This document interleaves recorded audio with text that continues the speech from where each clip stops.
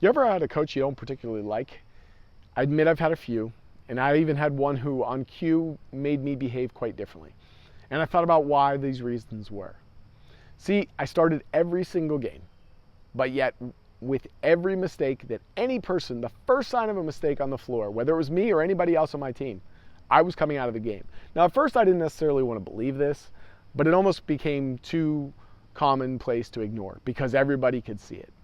But here's the problem. Not that we didn't necessarily get along or see eye to eye, it's that I made it far too easy on him, and I never stood up for myself or any of my teammates. Instead, I stayed quiet because I didn't want to be confrontational or seem like a problem. But that didn't do him or me any good. It just caused a significant amount of frustration for me and eventually caused me my love of basketball because I couldn't see why he was doing what he was doing. But yet I also didn't bother to ask. I had a chance to be a true leader, and I let that opportunity slip away.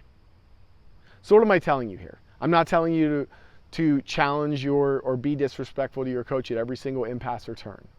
But if you feel that your coach isn't treating you fairly, that you're being singled out, you want to try to be a leader.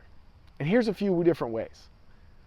Number one, take the criticism that you get, listen to it, try to work back on it. Now double down on your effort. It's like a chess match. You make the first move, they respond, now you respond, okay? I'm going to take what he or she said and I'm going to use that and work that much harder so that you give them no choice but to change their way. Then if it doesn't, now we'll move to the next part. Now it might be time to have the conversation. Not in public, not in a blow up at practice, but in a controlled. Ask to speak privately. Explain how you're feeling. Explain what your perception is. And if that doesn't work, you have to ask an important question. What is it that they think you could do differently to change the situation? You got to see how it goes, and then if you think it's fair, take it and see what happens. And then in the hopefully the most rarest of circumstances, you may just have a bad leader on your hands. And that's possible. And trust me, it's not going to be the first one in your life. So now you take it as an opportunity to become a leader and grow up even faster. Because this is part of the way of the world. You will have other leaders that you don't necessarily jive with, that you don't necessarily mesh well, you can't get through to, the relationship doesn't work. But it still gives you an opportunity to set a standard, to set a norm. Say that I'm going to be this strong person, and again, in an all respectful manner, but I'm going to be and set this standard for myself, if for no other reason. I always say, sports offer you the opportunity to learn very high impact skills in an ultimately low stakes environment. Take advantage of that. Because here's another thing. As a coach now, I can tell you, we're not always perfect. We have judgments, we're human. Sometimes we don't even realize we're doing it. Sometimes we might be challenging you intentionally to see how you respond, like I said, that chess match. Or, in those rare cases, there are just bad leaders and bad coaches, and that's a tough thing to deal with. But now that's when you have to set the standard for yourself to be a good leader, regardless of how someone treats you. So if you work through criticism and use it to double down on your work ethic and your effort, you may see a change.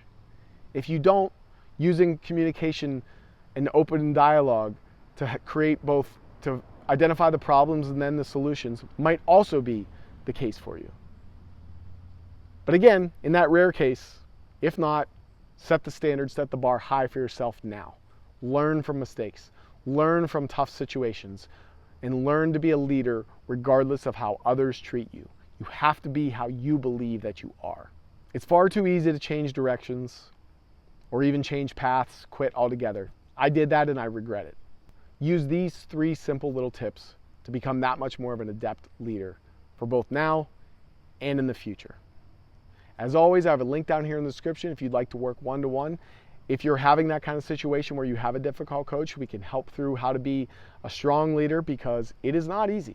And it's asking a lot of you as a young player and a young athlete and a young aspiring leader to necessarily, quote unquote, challenge a coach. But let's not make it that way.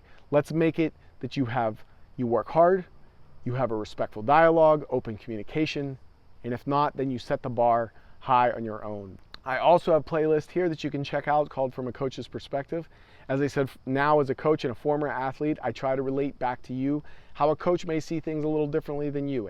Hopefully this will help you develop still as a player and as a young athlete into a better leader. So as always, check out those videos, check for more. Love to see you subscribe to the channel. Put comments down below. Thanks for watching. We'll see you in the next video.